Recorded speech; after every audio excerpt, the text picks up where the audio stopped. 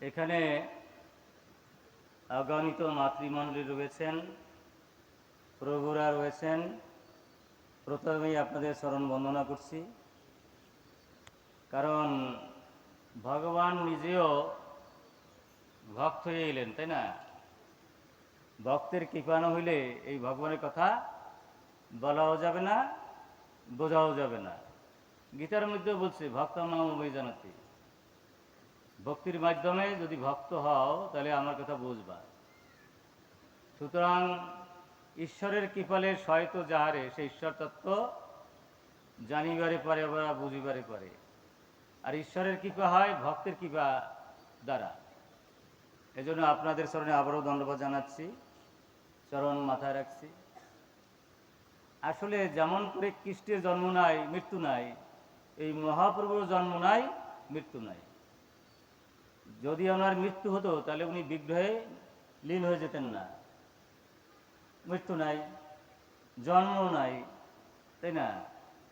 এখন ঘটনা হচ্ছে, যখন উনি এই যে আমরা ভগবানরে দেখি, এই ভগবানরা কখনো খ্রিস্ট যখন হন উনি হয়ে যান লীলা পুরুষোত্তম ভগবান, লীলা করেন। সেই বিস্তারিত বর্ণনা দেব না, অতখানি সময় আমাদের হবে না।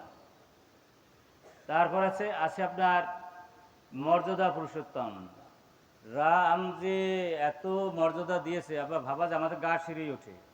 মন্দাধরী আপনার একটু সামান্য বলে, একেবারে সামান্য।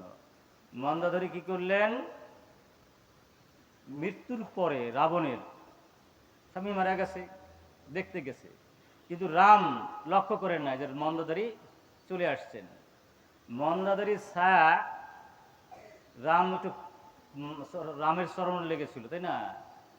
এবং মন্দাদেবী মহাসতী, কল্পনার অতীত সতী। উনি জানতেন না এমন কিছু নাই, বুঝতেন না এমন না কিছু নাই। স্বামীর কল্যাণের জন্য উনি সবই করতেন, কিন্তু দর্পের জন্য রাবণকে শোনাতে পারেনি। ভগবান দেখলেন আমার চরণ মহাসতীর গায়ে লেগেছে, এটা আমার অপরাধ হয়ে গেছে। উনি ফিরে এই মন্দাদেবীর চরণে পড়ে গেছিলেন। ভাবা যায় রামের চরিত্র, অর্থাৎ সতীর মর্যাদা উনি দিলেন।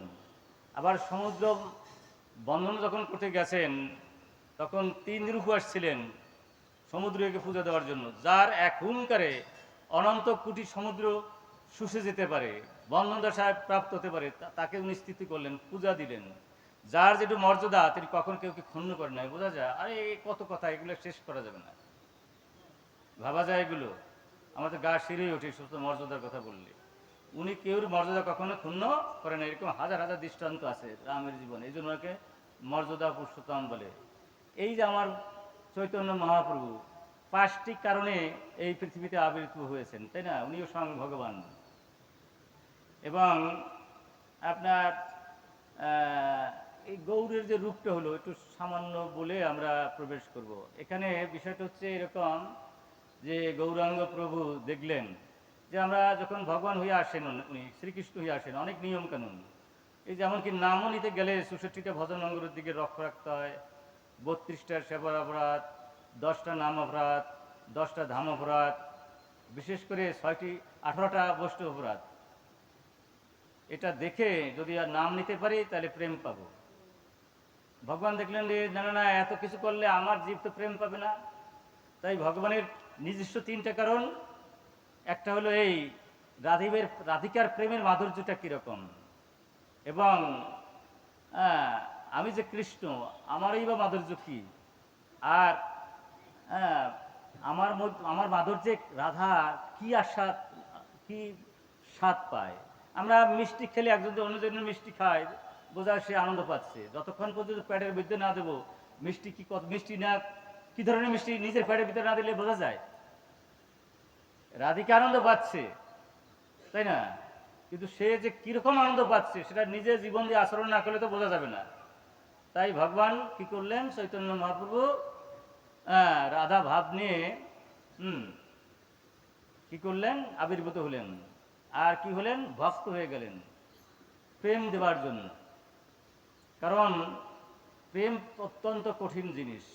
ভগবান কি করেছেন, মহাপ্রভু বলেন না, আমার জীব এত নিয়ম কানুন মেনে প্রেম পাবে না। সুতরাং আমি বিনা বিচারে নির্দ্বিধায় আমাকে দেখার সাথে সাথে আমি প্রেম বিতরণ করবো, বোঝা যায় না? এই জন্য উনি হচ্ছে সর্বোত্তম করুণার সাগর। কোনো আচার নাই, বিচার নাই, ব্রাহ্মণ নাই, ক্ষত্রিয় নয়, বৈশ্য নয়, শূদ্র নাই, ব্রহ্মচারী নাই, গার্হস্থ নাই, বানমাসের সন্ন্যাস নাই। উনার সান্নিধ্যে যেই এসে সে প্রেমে পাগল হয়ে গেছে। হরে কৃষ্ণ। প্রেম তো চারটিখানি ব্যাপার না। প্রথম হইল সুকৃতি।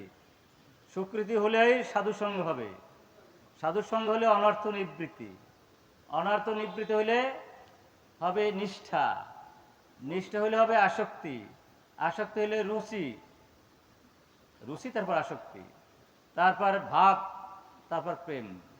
এতগুলো ধাপ পৌঁছানোর পরে আমরা প্রেম পাবো। কিন্তু মহাপুরুষের নানা জীবের পক্ষে এটা দুঃসাধ্য। আমাকে যে দেখবে সেই প্রেমে পাগল হয়ে যাবে। হরে কৃষ্ণ। তাই প্রেমের অবতার হয়ে উনি এই পৃথিবীতে আবির্ভূত হলেন, অসান্ডালে প্রেম দিলেন। শুধু তাই, ওই যে ঝাড়িখণ্ডে বাঘ, হাতি, বানর, পশু পাখি, কীট পতঙ্গ যা ছিল সবাইকে প্রেম দিয়েছে, তাই না? এই জন্য ওনাকে বলে প্রেম পুরুষোত্তম। কৃষ্ণ হচ্ছে লীলা পুরুষোত্তম, আর রাম হচ্ছে প্রেম পুরুষোত্তম, আর চৈতন্য মহাপ্রভু হচ্ছে প্রেম পুরুষোত্তম। উনি প্রেমকে বিলানোর জন্য এই পৃথিবীতে আবির্ভূত হলেন। এখন আমরা যারা সাধারণ মানুষ তারা অনেক সময় বুঝতেই পারি না, যারা তাদের তো ভগবান বলা যাবে না, তাই না? এই মহাপ্রভুর জন্মও নাই, মৃত্যুও নাই। এবং যদি আমরা একটু বেদের কথা ভাবি, বেদের উপরে কোনো না হয়তো বেদ নিয়ে আমরা চর্চা করি না কেন? বেদ হলো গাছের মতো, গাছের ডালে যদি আমরা চাবান দেই দাঁত দুধ ভেঙে যেতে পারে নাকি? শক্ত দাঁত হইলে দু একটা চাবান চাবান দেওয়া যায় নাকি? এই জন্য বেদের যে ফল সেটি হচ্ছে ভাগবত, সেটি হচ্ছে গীতা, 18 পুরাণ। এই জন্য ওদেরকে পঞ্চম বেদ বলা হয় নাকি? সুতরাং এটা নিয়ে আমাদের চর্চা করতে হয়। তবু বাবাকে করতে বাদ দেওয়া যাবে না। সমস্ত শাস্ত্রের পিঠেই হচ্ছে বেদ। বেদে একটা শব্দ খুব চমৎকার করে, অনেকগুলো বলছে বেদে ওই মহাপুরুষ সম্পর্কে। আমরা একটা মন্ত্র আমরা উচ্চারণ করি এখানে। বেদ বলো যদা পশ্চাতে রুক্ষ বর্ণন। ভগবানের শরীরের রূপ ছিল পিত, রুগ্ন বর্ণ। আচ্ছা, কর্তারম ঈশন, তিনি হচ্ছেন ঈশ্বরের ঈশ্বর, পরমেশ্বরের ঈশ্বর, পরাৎপরা ঈশ্বর। কিছু আগে বললাম না, পরাৎপরা ঈশ্বর। চৈতন্য মনে হচ্ছে পরাৎপরা ঈশ্বর, যার জন্ম নাই, মৃত্যু নাই, পিতা নাই, মাতা নাই। তাহলে যে জগন্নাথ মিশ্র এরা কারা? এরা হলো শুদ্ধ সত্যের বিকার, ভগবানের আরেকটা অন্য রূপ। বড় গোসাই বোঝা যায় না? ভগবানের আরেকটা রূপ। আমরা জানি না সচিতানন্দ বিগ্রহের কথা শুনি নাই? সতের আরেকটা নাম কি কেউ জানি আমরা? সতের আরেকটার নাম, সতের আরেকটার নাম হলো সন্দিনী। শীতের আরেকটার নাম কি? শীতের আরেকটার নাম হচ্ছে সম্বিত। আনন্দের আরেকটার নাম কি কেউ জানি না? আল্লাদিনী। তাই ভগবানের সচিতানন্দ বিগ্রহ এরকম শুনি না আমরা? ঈশ্বর পরমকৃষ্ণ সচিদানন্দ বিগ্রহ। এই যে সৎ সন্দিনী, এই সন্দিনী শক্তি হচ্ছে ওই যে বাবা মা তার সঙ্গে যারা লীলা বিলাস করেছে, এরা হচ্ছে সন্দিনী শক্তির বিলাস। এরা সাধারণ মানুষের সাথে ভগবানকে লীলা করবে? সমানে সমান না হলে বন্ধু হয়, সখ্য হয়, লীলা সবার সাথে করা যায়? করা যায় না। ইনি হচ্ছেন সন্দিনী শক্তির শুদ্ধ সত্যের বিকার। এই জন্য যাদের জগন্নাথ মিশ্র দেখি, শশী মাতা দেখি, এবং তাদের বোন, এই যে 8 জন বোন মারা গেলেন মহাপ্রভুর, তাই না? সুতরাং তারপর মহাপ্রভু আবির্ভাব হয়েছে। ভাবা যায় এগুলো? ভগবানের বোনরা মরে যদি যায়, আমাদের ভাই বোন মার থেকে সমস্যা আছে নাকি? আমরা তো অনেক সময় ভাবি আমরা যদি কষ্টে আছি। তো যাই হোক, এখানে বলা হচ্ছে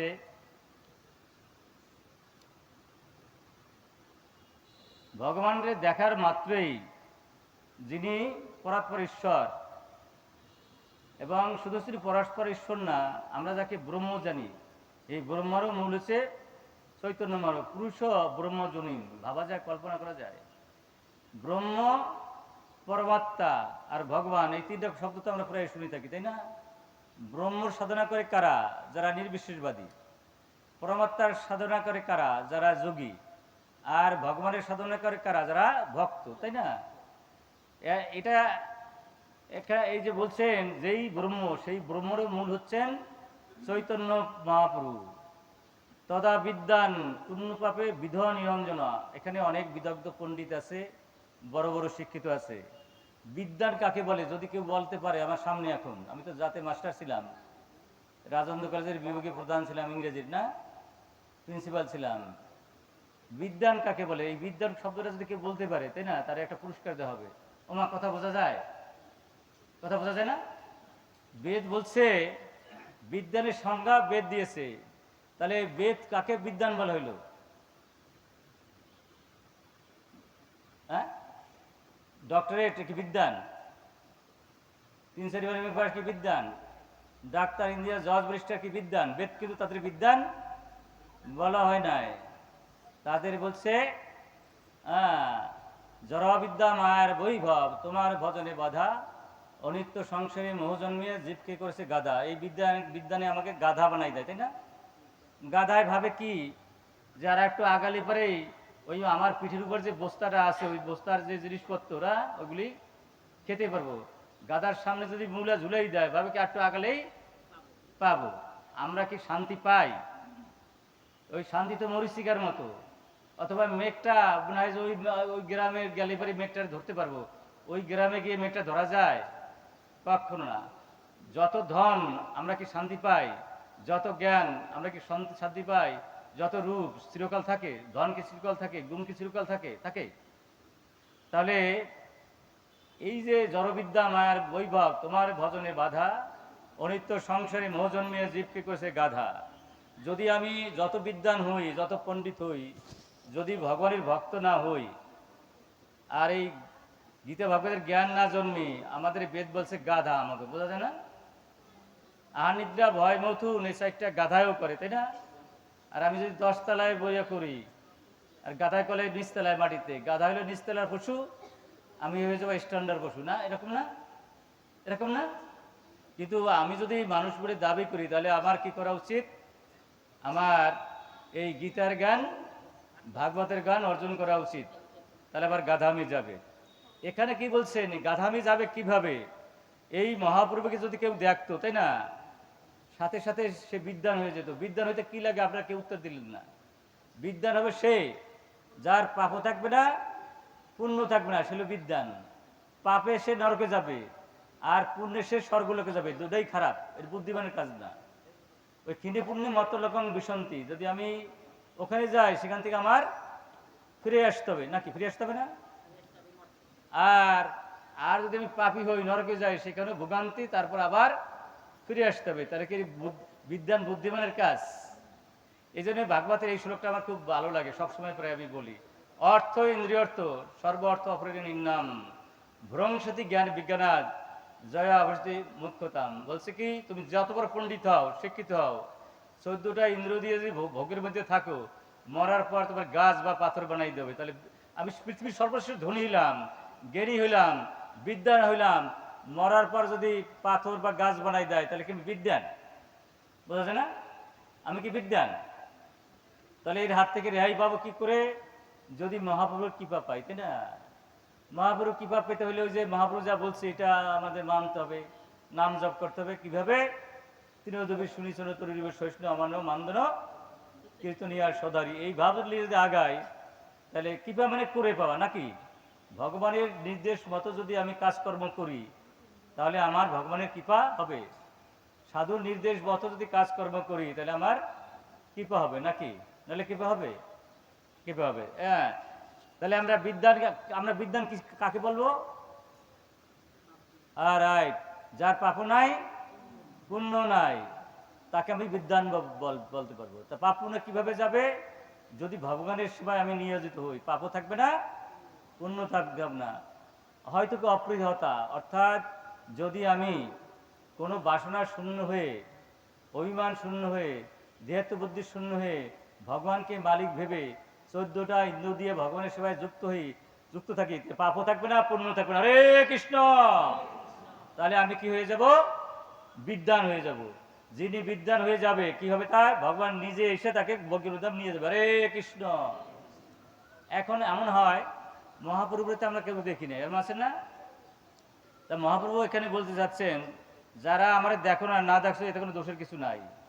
তোমরা যদি আমার শুদ্ধ ভক্তকে দেখো তাহলে আমারই দেখো। হরে কৃষ্ণ। পরম সাম্য উভয়তে, অর্থাৎ আমার ভক্ত আর আমি অভিন্ন। কারণ একটা পুকুর যদি সমুদ্রে যুক্ত থাকে, পুকুরটাই তো সমুদ্রের মতো হয়ে যায় নাকি? আর শুদ্ধ ভক্তরা যখন ভগবানে যুক্ত থাকে তা ভগবানের মতো হবে না? সমুদ্রের সাথে যদি পুকুর যুক্ত থাকে, হয় না এরকম? এই জন্য এখানে বেদ বলছে পরম সম্মত উভয়তে, অর্থাৎ যারা 14টা ইন্দ্রিয় দিয়ে ভগবানের ভজনে থাকবে তারা কি হয়ে যাবে? ভগবানের মতো হয়ে যাবে। দেখেন এই যে মহাপ্রভু আমাদের, তাই না? এই মহাপ্রভু কি করলো? 13টা মাস মায়ের পেটের মধ্যে রইল। এটা একটা বিস্ময়কর। 13 মাসে সন্তান হয় এরকম কথা আমরা একটা কম শুনিয়েছি, তাই না? 9 মাস, 10 মাস, এরকম 10 মাস 10 দিন, এভাবেই তো আমরা আসছি পৃথিবীতে, নাকি এরকম না? কিন্তু মহাপ্রভু কি করলেন? 13 মাস মাতৃ জঠরে থাকলেন। কিন্তু উনি তো বেরোবেন না। বেরোবেন না মানেটা কি? উনি দেখলেন যে এই কলির জিপে সহজেই নাম জপানো যাচ্ছে না। সহজে কি যায়? বিপদে না পড়লে কে কৃষ্ণ বলতে চায়, ভগবান বলতে চায়। হ্যাঁ, সুখ কইয়া কৃষ্ণের সবাই ভুলে যায়। সুখে থাকলে তেমন একটা কৃষ্ণ কৃষ্ণ আসে না। হ্যাঁ, যখন ছেলে মরার মতো হয়, মা মরার মতো হয়, বাবা তখন একটু নাম করে, এরকম হয় না? বিপদে পড়লে একটু নাম করে। ঝড় আসলে আবার আগুন লেগে গেলেও ভগবান রক্ষা রক্ষা রক্ষা করো রক্ষা করো, তাই না? তো দেখলো কি দাবানল, সংসারের দাবানলের প্রতিটি জীব হ্যাঁ জ্বলছে, কিন্তু খেয়াল নাই। আর যদি বনের মধ্যে আগুন লাগে, ওই বানর পাখি চেষ্টা করবে, কিন্তু আমরা তার চেয়ে বেশি বড় আগুনের জ্বালায় জ্বলছি, তিতাব জ্বালার আগুনে, জন্ম মৃত্যু আগুনে, কিন্তু বুঝি বাবা মরার পর কদিন যেতে না যেতে বাবার সম্পদ দিয়ে মারামারি আরম্ভ হয়ে যায়, এরকম হয় না? তো সুতরাং এত জ্বালায় জ্বলছি, কিন্তু আমাদের চেতনা একেবারে নষ্ট হয়ে গেছে, তাই না? আমরা ভাবে কি আমি আর কোনদিন মরবো না, তাই না? আর যত সম্পত্তি যাটু আছে পাশে আর একটু যদি দখল করতে পারতাম, না এরকম না? আমার যা আছে তো থাকলো, আমরা কি এক্সট্রা দেখি কিছু পাই নাকি, নাকি? এইটা কাজ করি। তো এখানে ভগবান দেখলেন যদি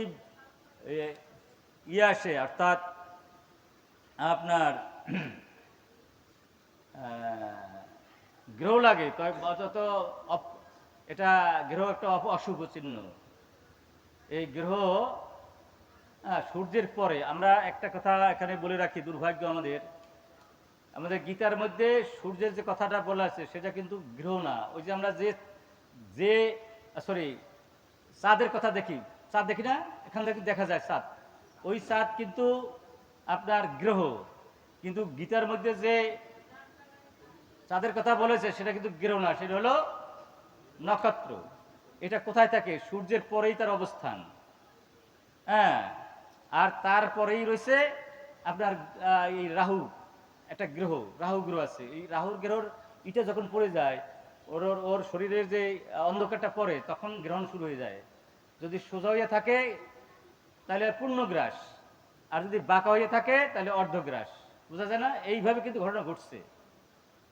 এটা কিন্তু এই যে আমরা যে সূর্যের কথা ভাবি, যে চাঁদের কথা, এই চাঁদ না কিন্তু। আমার প্রবোধ তাই এখানে বলছে ওই চাঁদের কথা বলছে, নক্ষত্র গ্রহর কথা বলে নেই। যারা কম বোঝে, কম জানে, এরা কুতর্ক করে, বলছে যে প্রবোধ এখানে ভুল বলেছে। না, প্রবোধ যথার্থ ঠিক কথা বলেছেন, কিন্তু অল্পবিদ্যা ভয়ঙ্করী এরা বলছে প্রবোধ ভুল বলেছেন। না, এই চাঁদ হচ্ছে সূর্যের পরে চাঁদ, এটা। এবং তারপরে আছে আপনার কি আছে, রাহু। ওই রাহু নক্ষত্র কি করে তার শরীরের ছায়া দিয়ে আটকাই দেয়, সেটা আমরা গ্রহণ বলি। ওই সময় খুব অশুভ, কিন্তু ওই সময় মানে গর্ভবতী স্ত্রীরা অতি সাবধানে থাকতে হবে, এবং যারা রোগী তাদেরও সাবধানে থাকতে হবে, যারা রোগ মুক্ত তাদেরও সাবধানে থাকতে হবে। কারণ এমন কোনো রোগ নাই ওই সময় খেলে হয় না। তা ওই সময় খাওয়ার কি দরকার আছে? ওই সময় আরও অনেক কিছু আছে, তাই না? তবে গঙ্গা জল দিয়ে স্নান করলে স্নান না করে পড়া যায়, আর যদি গঙ্গা জল না থাকে তবে গ্রহণের পরে স্নান করা ভালো, ইত্যাদি অনেক কিছু আছে, তাই না?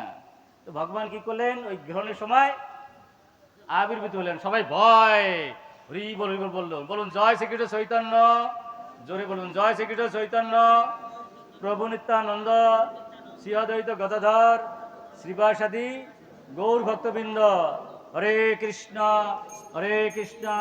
কৃষ্ণ কৃষ্ণ হরে হরে, হরে রাম রাম রাম হরে হরে, জয় গুরু জয় নিতাই। এই সময় আসলে আর কি করলেন, যেই গঙ্গা স্নান করতে যাবে গ্রহণ করবে সবাই নাম কীর্তন শুরু করছে। আর মহাপ্রভু বললেন এই তো সুযোগ। আবার মহাপ্রভু এমন চতুর শিরোমণি, উনি কান্না আমরা থামালেন না জন্মের পরেই, বললেন যেই মায়েরাদের সর্বনাশ, এটা কোনো গ্রহর কোনো প্রভাব আসছে নাকি? যদি গ্রহর প্রভাব আসে তাহলে তো সর্বনাশ হয়ে যাবে। এই এই নামগুলো একটু থামাতে হবে, যেহেতু রেকর্ড করি তো এই একজন থামাবা, যে এটা এখন চলবে না, রেকর্ড হচ্ছে। এই আগাও আগাও। এখন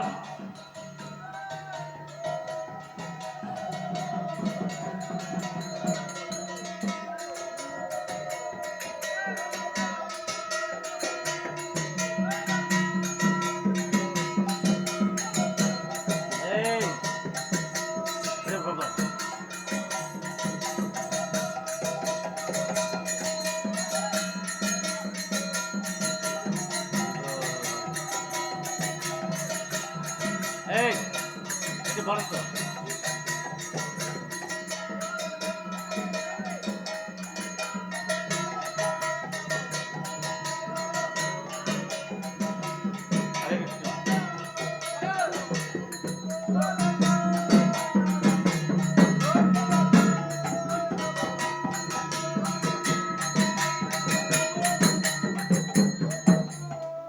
হরে কৃষ্ণ। আমাদের যে কথা চলছিল তো, এই জন্য অনুগ্রহ করে কৃপা করে একটু বিশ্রাম, যেহেতু আমরা কথা চলছিল ভিতরে, হ্যাঁ একটু কৃপা করুন, একটু কৃপা করুন, অপরাধ দেবেন না, আপনাদের চরণগুলি মাথায় রাখছি।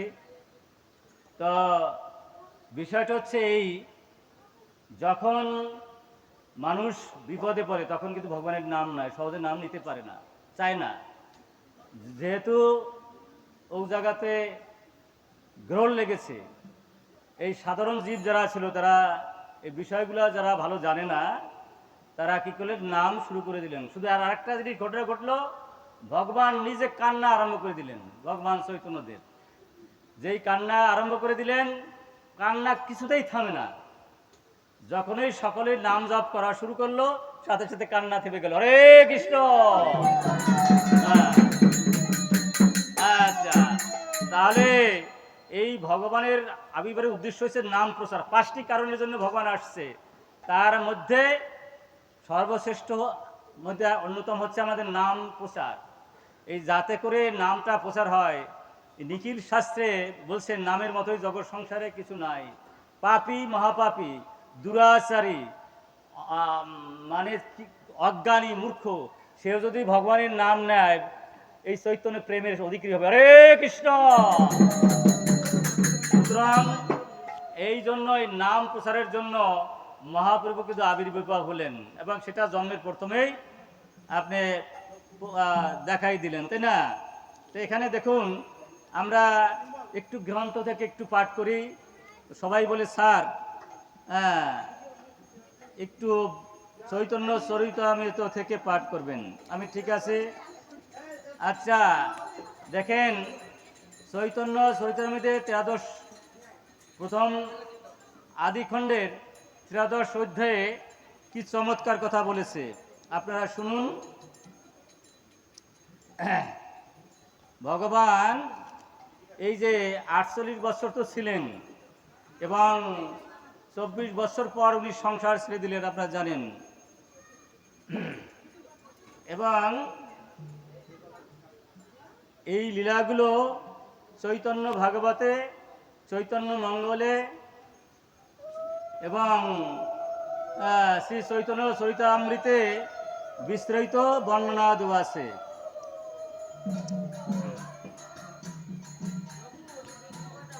হ্যাঁ,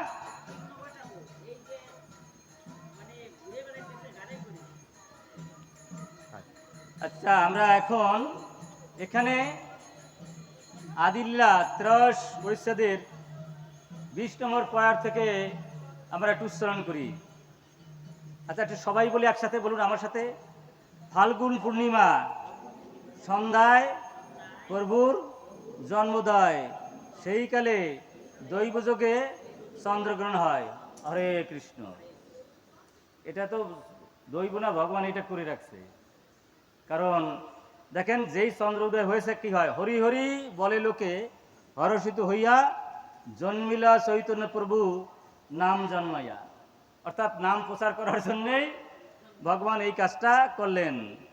জন্ম বাল্য পৌগণ্ড কৈশোর যুবাকাল হরিনাম লওয়াইয়া প্রভু নানা চলে। মানে চলে বলে, শুনেন, বাচ্চারা তো ওষুধ খেতে চায় না, জোর করে বলে মিষ্টি খা, চিনি খা, এরপর তিতে যদি খাওয়াই দেই, পেটের মধ্যে যদি কৃমি থাকে তা পড়ে যাবে না। এই জন্য আমরা সহজে কি নাম লইতে চাই। ছলে বলে কলে কৌশলে যদি আমরা নাম লইতে পারি তা তো আমাদের লাভ। 14 ভুবনে নামের মতো এত সুন্দর জিনিস আর নাই। তাই ভগবান এই কাজটি করলেন। আমরা সবাই নাম জপি তো, কে কে নাম জপি হাত জায়গায়? প্রায় জপি। যারা না জপি তারা অবশ্যই শুরু দেবেন।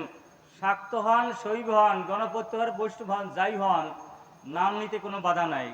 স্বয়ং শিব ঠাকুর, তারপরে ভবানী অর্থাৎ মা দুর্গা, লক্ষ্মী, সরস্বতী সবাই নাম জপছে। সুতরাং নাম জপাতে আমাদের কোনো বাধা নাই। বাল্যভাবে ছলে প্রভু করেন ক্রন্দন, কৃষ্ণ হরি নাম শুনি রহে রোদন। অতএব হরি হরি বলে নারীগণ, দেখিতে আইসে যেথা সর্ববন্ধুজন। গৌর হরি বলি তারে হাসে সর্ব নারী, অতএব হইল তার নাম গৌর হরি। গৌর হরি নাম হইল কেন, এটা এখানে বলা হচ্ছে। বাল্য বয়স যাবৎ হাতে খড়ি দিল, পৈগণ্ড বয়স যাবৎ বিবাহ না কইল। বিবাহ করিলে হইল নবীন জৈবন, সর্বত্র লবাইল প্রভু নাম সংকীর্তন। পৈগণ্ড বয়সে পরেন পরাণ শিষ্যগণ, সর্বত্র করেন কৃষ্ণ নামের ব্যাখ্যান। সূত্র বৃত্তি পাজিটিকা কৃষ্ণেতে তাৎপর্য, শিষ্যেরও প্রতীত হয় প্রভাব আশ্চর্য। আবিষ্ট হইয়া প্রভু করেও ব্যাখ্যান, সূত্র বৃত্তি টিকায় সকলই হরিনাম। মানে যেদিকে যায় হরি কৃষ্ণ ছাড়া আর কোনো কথা নাই। যেমন গাছ কৃষ্ণ, মানে যেদিকে কথা বলে, যা কিছু আচরণ করে, ওই ওই ওই যারে দেখে তারে কহে কহ কৃষ্ণ নাম। কৃষ্ণ নামে ভাসাইল নবদ্বীপ ধাম। কিশোর বয়সে আরম্ভিলা সংকীর্তন, রাত্র দিনে প্রেমে নিত্য সঙ্গে ভক্তগণ। নগরে নগরে ক্রমে ভ্রমে কীর্তন করিয়া, ভাসাইলা ত্রিভুবন প্রেম ভক্তি দিয়া। প্রেম তো শোনেন, আমরা ধর্ম অর্থ কাম মোক্ষ, এটা হলো তুচ্ছ জিনিস। এটা কোটি বছর সাধনা করে পাওয়া যায় না, এত কঠিন জিনিস। কিন্তু ভগবানের এই নাম যদি শুদ্ধভাবে মুহূর্তকাল নেওয়া যায়, তাই প্রেমে ভাসা যায়। হরে কৃষ্ণ। এক মুহূর্তে প্রেম, আর কোটি জন্মে প্রেম হয় না। সেই প্রেমটা ভগবান দিচ্ছেন, কত সুন্দর জিনিস। 24 বছর হইছে নবদ্বীপ গ্রামে, লবাইলা সর্বলোকে কৃষ্ণ প্রেমের নামে। কি চমৎকার জিনিস। 24 বছর শিলা করিয়া সন্ন্যাস, ভক্তগণ লইয়া কইলা নিরাচলে বাস। তার মধ্যে নিরাচলে 6 বৎসর, নিত্য গীত প্রেম ভক্তি দান নিরন্তর। সেতু বন্ধু আর গৌর ব্যাপী বৃন্দাবন, প্রেম নাম প্রসারিলা করিয়া ভ্রমণ। এই মধ্যলীলা নাম লীলা মুখ্য ধাম, শেষ অষ্টদশ বর্ষ অন্তলীলা নাম। তার মধ্যে 6 বছর ভক্তগণ সঙ্গে প্রেম ভক্তি লইলা নিত্য গীত রঙ্গে। 12 বছর শেষ রহিলা নিরাচলে, প্রেম বাঞ্ছা শিখাইলা আসাদন স্থলে। কি চমৎকার। কৃষ্ণের বিয়োগ যত প্রেমে সৃষ্টিত, আস্বাদিয়া পূর্ণ কইল আপন বাঞ্ছিত। অনন্ত চৈতন্য লীলা ক্ষুদ্রজৈব হইয়া, কে বর্ণিতে পারে তা বিস্তার করিয়া। সূত্র করি গণে যদি আপনে অনন্ত, সহস্র বদনে তেহ নাহি পায় অন্ত। দামোদর সু আর গুপ্ত মুরারি, মুখ্য মুখ্য লীলা সূত্রে লিখিয়াছে বিচারি। সেই অনুসারী লিখি লীলা সূত্রগণ, বিস্তার বর্ণিয়াছেন যাহা দাস বৃন্দাবন। চৈতন্য লীলার ব্যাস দাস বৃন্দাবন, মধুর করিয়া লীলা করিল রচন।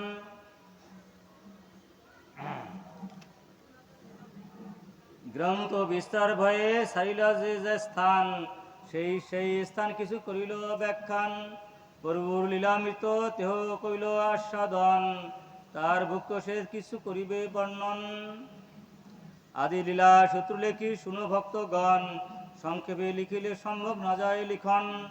কোন বাঞ্ছা পূরণ লাগি ব্রজেন্দ্র কুমার, অবতীর্ণ হইতে মনে করিল বিচার। আগে অবতীরা যে গুরু পরিবার, সম্পর্কে কহিয়ে কহা না যায় বিস্তার। যেখানে প্রেসিডেন্ট বা মন্ত্রী আসলে পা, তার আগে কিন্তু ডিসি এসপি আর আইসা জায়গাটা দেখে।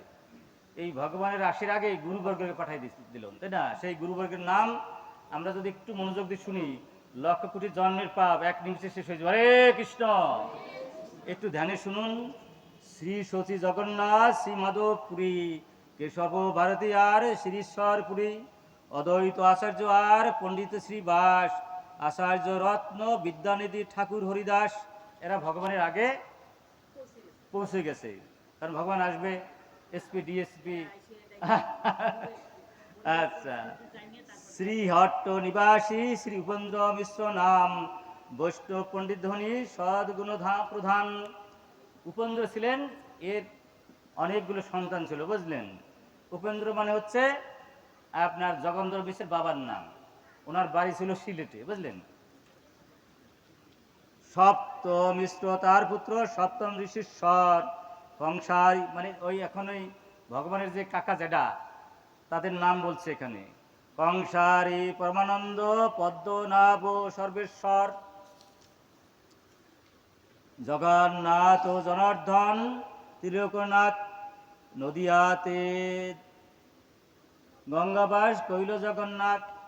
এখানে 7 ভাইয়ের মধ্যে এই জগন্নাথ মিশ্র যিনি, মানে চৈতন্য মহাপ্রভুর বাবা, উনি কি করলেন? ওই সিলেট ছেড়ে চলে গেলেন নবদ্বীপে। ওখানে গঙ্গার পাশে একটা বাড়ি ক্রয় করে বাস করতে আরম্ভ করলেন।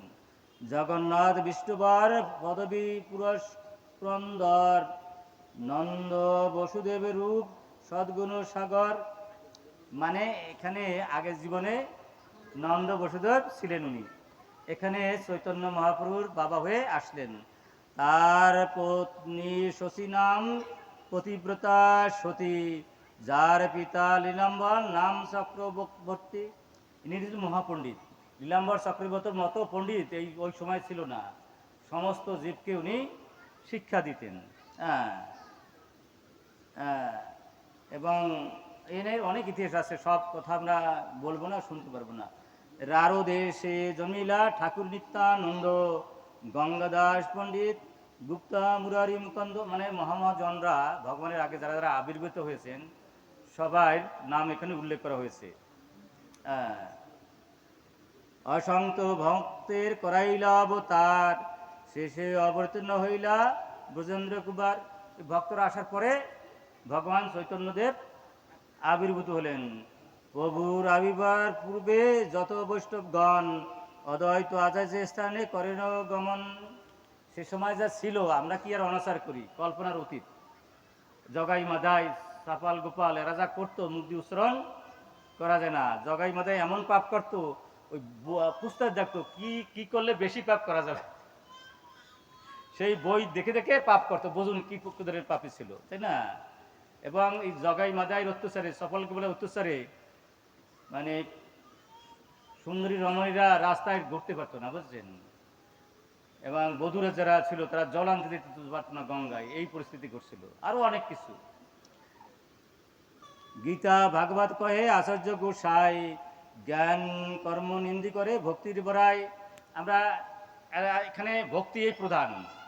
যেমন আমরা জ্ঞানী হতে পারবো না, সমস্ত শাস্ত্র জানা লাগে, আর যোগ্য করতেও পারবো না, কঠিন ব্যাপার, কিন্তু ভক্তি করতে পারবো। ভক্তি মানে কি? নাম ভজনের মধ্যে শ্রেষ্ঠ নবভূতি ভক্তি, কৃষ্ণ প্রেম কৃষ্ণতি ধরে মহশক্তি। তার মধ্যে সর্বশ্রেষ্ঠ নাম সংকীর্তন, নিরাপরাধে নাম নিলে পায় প্রেম প্রেম ধন। সর্বশ্রেষ্ঠ ভক্তির অঙ্গ হচ্ছে নাম। নাম আমরা পারবো না? মূর্খ হই, জ্ঞানী হই, নারী হই, স্ত্রী হই, সবাই সব জায়গায় সব স্থানে নাম নিতে পারবো। এটা কি করলেন? অদ্বৈত প্রভু প্রচার করতে আরম্ভ করলেন মহাপুরু আসার আগ পর্যন্ত। আচ্ছা, এখন গণনা কি হচ্ছে? হরি বল। সর্বশাস্ত্রে কহে কৃষ্ণপতি ব্যাখ্যান, জ্ঞান যোগ তবে নাহি মানে আন। জ্ঞানী হওয়া কঠিন, যোগী হওয়া কঠিন। যোগী হব কি করে? অন্নগত প্রাণ আর জনিগত মন, এই মন নিয়ে ভগবানের যুক্ত হওয়া খুব কঠিন, তাই না? কিন্তু আমরা কিছু বুঝি আর না বুঝি, না জানি আর না জানি, এই ভগবানের ভক্তির কৃপায় ভক্তি যদি করতে পারি, এই ভক্তির কৃপায় সীমাহীন লাভ হয়। হরে কৃষ্ণ। এই জন্য ভক্তিকে প্রাধান্য দেওয়া হয়েছে। ভক্তি মানে কি? ঋষিকণে সেবনাং ভক্তির ইচ্ছতে, সমস্ত ইন্দ্র দিয়ে ভগবানের সেবায় যুক্ত হওয়া, তার না ভক্তি। মুখ দিয়ে নাম করতে পারি, কান দিয়ে ভগবানের কথা শুনতে পারি, চোখ দিয়ে ভগবানের দেখতে পারি, পা দিয়ে ভগবানের মন্দিরে আসতে পারি, হাত দিয়া ভগবান লেপতে পারি, ভগবানের প্রসাদ খেতে পারি। এইভাবে সোজা না? কি সোজা? এই জন্য ভক্তির কথা বলতেছে। তার সঙ্গে আনন্দ বৈষ্ণবের গণ, কৃষ্ণ কথা কৃষ্ণ পূজা নাম সংকীর্তন। মানে যখন অদ্বৈত প্রভু এই ভাগবত গীতা পাঠ করতেন, ওই সময় কিছু বৈষ্ণব তার সাথে যোগ দিল। কিন্তু সর্বলোক দেখি কৃষ্ণ বহরি মুখ, বিষয়ে নিমগ্ন লোকে দেখি পায় দুঃখ। সহজে কি আমাদের বিষয়ে ছাড়তে পারি? আমার গাড়ি, আমার বাড়ি, আমার ছেলে, আমার মেয়ে, এবং দেহটাকে আমি ভাবি, এই বুদ্ধি কি হয়? শূন্য। দেহ তো বুদ্ধি থাকলে ভালো ভক্ত হওয়া যায় না। আমি দেহ নই, আমি আত্মা, তাই না? যা কিছু চোখে দেখি সব কিছু ভগবানের, মৃত্যুর সময় কিছু নিয়ে যাব, কিন্তু আমি তো ভাবি আমি জানি কি, আর যা কিছু দেখি আমার।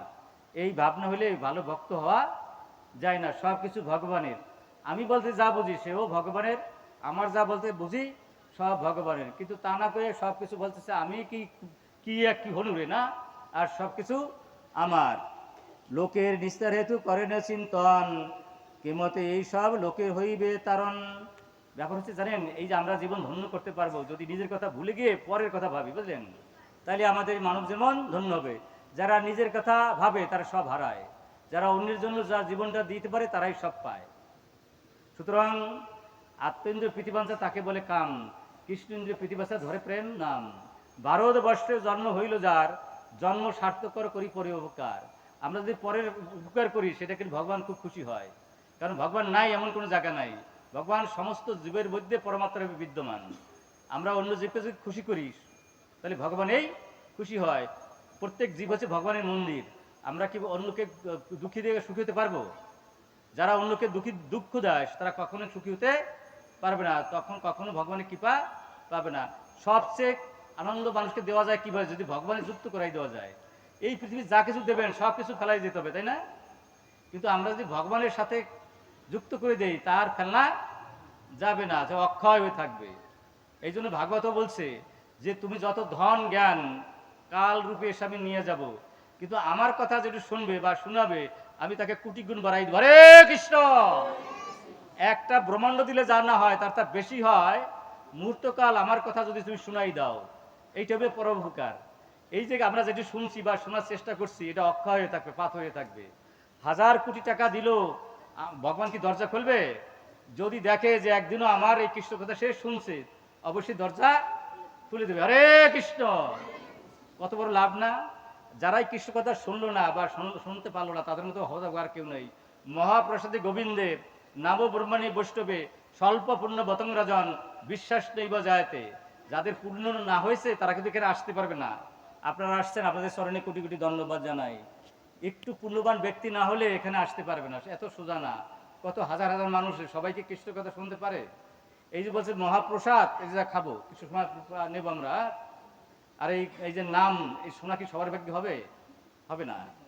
আচ্ছা, কৃষ্ণ অবতারী করেন ভক্তির বিস্তার, তবে তো সকল লোকের হইবে নিস্তার। যেমন ধরেন আগুন যখন জ্বলে, একটু একটু বৃষ্টি থেকে নেবে না, নেবে? যদি বন্যা হয়, প্রবলভাবে যদি সুনামি আসে, তাহলে ওই ওই জল নেবে। টুকটাক বৃষ্টি হলে কি নেবে? সহজে নেবে না। সেই জন্য এত পাপীর পাপী হয়ে গেল বিশ্ব বোঝাই, হরে কৃষ্ণ, এত পাপী হয়ে গেল বিশ্বে, সেই পাপকে একটা অদ্বৈত প্রভু উদ্ধার করতে পারলেন না। বললেন এইদেরকে উদ্ধার করতে হলে অবশ্যই অবশ্যই ভগবানের আবির্ভাব হতে হবে। তাই উনি করলেন যে কি করে ভগবানকে আনা যায়, সেই চিন্তায় উনি ব্যস্ত রইলেন।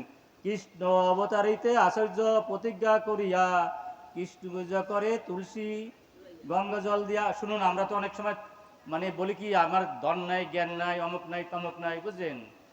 একটু কিচ্ছু না, একটু তুলসী পাতা, তার সাথে একটু জল, আর যদি একটু পারেন চন্দন, এইটু দিয়েও যদি ভক্তিভাবে ভগবানের নিবেদন করে, ভগবান আত্মবিক্রি করে দেয়। হরে কৃষ্ণ! আমরা সুতা দেই না যে আমার অমুক নাই, তমুক নাই, ভগবানের ভজন করবো কি করে, আছে না এরকম? কিন্তু ভগবান একটু বলছেন, একটু জল, একটু তুলসী পাতা, আর সাথে একটু কি, সাথে কি দেবে? চন্দন। একটু মিষ্টি করে ভগবানকে দিলেই ভগবান খুশি হয়ে যায়। কৃষ্ণের আহ্বান করে সগণ হুঙ্কার, হুঙ্কারে আকৃষ্ট হইয়া ব্রজেন্দ্র কুমার, জগন্নাথ বিষ্ণুপত্নী শশীর উদরে, অষ্টকন্যা কর্মে হইল জন্মে জন্মে মরে। আগেই বলছি 8টা কন্যা হয়েছিল মহাপুরু আসার আগে, তাই না? এবং জন্মে আর মরে।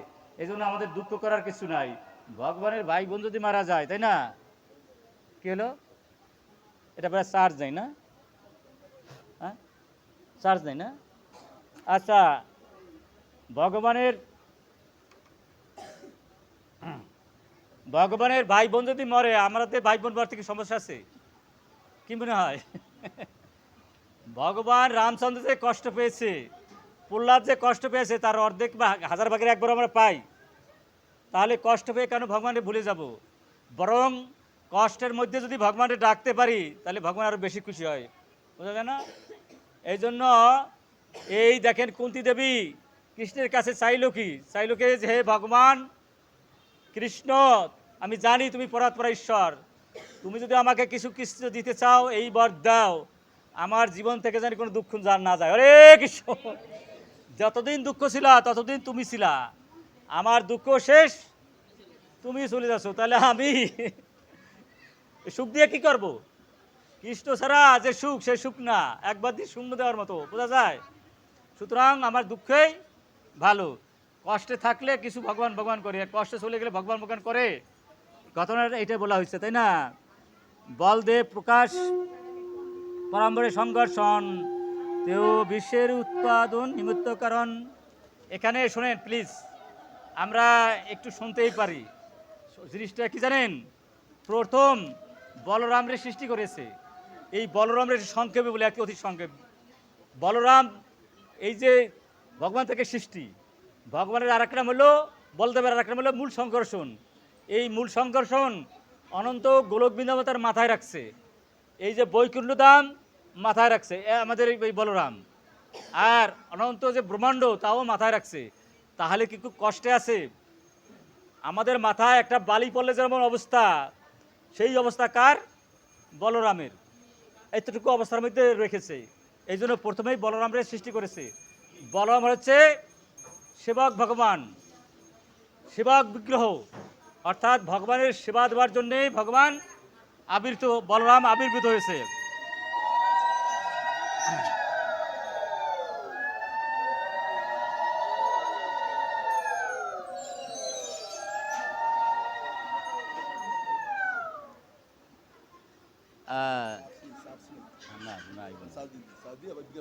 আচ্ছা আচ্ছা, অতএব প্রভু তারে বলে বড় ভাই, কৃষ্ণ বলরাম দুই চৈতন্য নিতাই। একটা জিনিস আমাদের জানতে হবে, যেই চৈতন্য সেই কিন্তু বলরাম। যেমন দুধ থেকে আমাদের দই হয়, দই থেকে যেমন আমাদের মাখন হয়, ওরকমই ভগবানের বিলাস রূপে এসে বলরাম, ভগবানের অন্য রূপে, এটা বুঝতে হবে। কিন্তু অনেক সময় আমরা প্রশ্নের সম্মুখীন হই যে হিন্দুদের এত ভগবান কেন? না, হিন্দুদের একটাই ভগবান। এই যাদের আমরা দেখি, একটা ভগবানের এই প্রকাশ রূপ, বিলাস রূপ, সাংসরূপ, কলারূপ, অংশরূপ। এখানে আমরা দেখি এই যে বেদিতে অনেক বিগ্রহ, কিন্তু এক কৃষ্ণেরই সব রূপ। এখানে দ্বিতীয় কোনো ভগবান নাই। এবং এখানে ভাগবতের বলছে অদ্বৈতম, ভগবান ছাড়া দ্বিতীয় বস্তু নাই, এটা আমাদের বুঝতে হবে। 1406 শকে শেষ মাঘ মাসে জগন্নাথ শশীর দেহে কৃষ্ণের প্রবেশে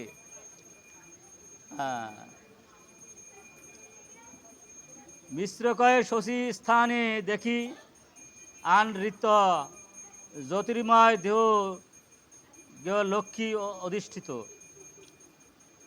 এখানে যাই হোক, আমাদের কারেন্ট চলে গেছে, আবার চার্জও চলে গেছে, সমস্যাটা টুকা হয় এখানে।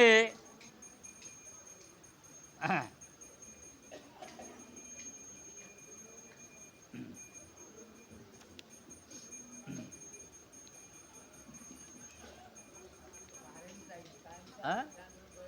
আচ্ছা, কিন্তু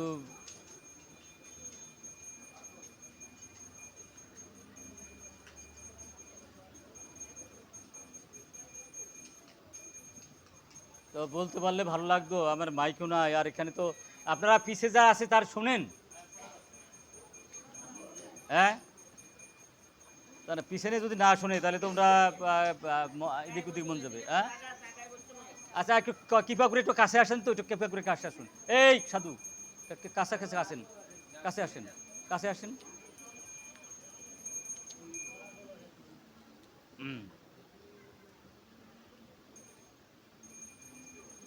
যাই হোক, এখানে বলছেন গ্রন্থকার, এত জানি রাহু কইল চন্দ্রের গ্রহণ, কৃষ্ণ কৃষ্ণ বলি নামে ভাসে ত্রিভুবন। জগত ভরিল লোক বলে হরি হরি, সেই রূপে গৌর কৃষ্ণ ভূমে অবতারী। প্রসন্ন হইল সব জগতের মন, হরি হরি নিন্দুকে হাস্য করে জবন। এখানে দেখেন কি কাণ্ডটা। এই আমরা অনেক সময় অনেক অপরাধ করি, নাম নিতেও জানি না, যারা আছে নাম নেবেও না। উপবাস করে যদি কেউ হ্যাঁ হ্যাঁ হরি হরি বলে, তারেও চৈতন্যদেব উদ্ধার করবে, হরে কৃষ্ণ। দেখেন কি সুন্দর গৌরের অবতারের কাহিনী। আমরা যদি ঈর্ষা করে উপবাস করেও ভগবানের নাম নেই, তা তারও হবে। যারা বিশেষ করে যারা হিন্দু ধর্মের, সনাতন ধর্মের নাই, তারা তাদেরকে জবন বলা, যারা মাংস আহার করে, তারাও যদি হারাম হারাম বলে, তারপরও সে উদ্ধার প্রাপ্ত। হরে কৃষ্ণ, হা মানে রাম, হারা, তাতেও তারা উদ্ধার হবে। দেখেন চৈতন্য অবতারে কত করুণা। প্রসন্ন হইল দেশ দিক প্রসন্ন নদী জল, স্থাবার জঙ্গম হইল আনন্দে বিহ্বল। নদিয়া উদয়গিরি পুণ্যচর গৌর হরি, কৃপা করি হইল উদয় পাপ তম হইল নাশ। ত্রিজগতের উল্লাস জগৎবরী হরিধ্বনি হয়, সেই কালে নিজালয় উঠিলা অদ্বৈত রায়। নৃত্য করে আনন্দিত মনে হরিদাসে লইয়া সঙ্গে, হুঙ্কার কীর্তন রঙ্গে। কেন না আছে কেহ আনি জানি, দেখি উপরা খাসি শীঘ্র গঙ্গা ঘাটে আসি। আনন্দে করিল গঙ্গা স্নান, পাইয়া উপরাগ চলে আপনারও মন বলে। ব্রাহ্মণের দিল নালা দান, জগত আনন্দময় দেখি মনে সবিস্ময়। জঠরে করে হরিদাস তোমার এইসন রঙ্গ, মোর মনে প্রসন্ন দেখি কিছু কাজে আসে ভাস। এখানে ঘটনাটা কি, বেশি আনন্দ পাচ্ছে অদ্বৈত প্রভু, অদ্বৈত আচার্য। মানেটা কি? মানেটা হচ্ছে এই দেশের অবস্থা দেখে উনি কি করেছিলেন, ওই তুলসী পাতা দিয়ে গঙ্গায় পূজা দিচ্ছিলেন। ভাবলেন যথার্থ পাত্র ছাড়া তো ভগবান ছাড়া আসবেন না, তাই উনি কিসের এই তুলসী পাতা উজানে এক নারীর ইসে আপনার নাভিতে লাগছিল, এবং সেটা আবার ছুটে গেছিল, আবার উজানে লাগছে, এবার পরপর কয়েকবার এই লীলা উনি দেখলেন। তখন উনি ভাবলেন যে এই নারীর উদরে ভগবান চৈতন্য আবির্ভূত হবেন। এই জন্য সবচেয়ে বেশি আনন্দিত হচ্ছেন অদ্বৈত আচার্য, যেহেতু তিনি তার আহ্বানেই এটা আসছেন। আচার্য রত্ন শ্রীবাস হইল মনে সুকল্লাস, যাই স্নান করিল গঙ্গা জলে, আনন্দে বিবল মন করে হরস্বতী সংকীর্তন, নানা দান কইল নানা বলে।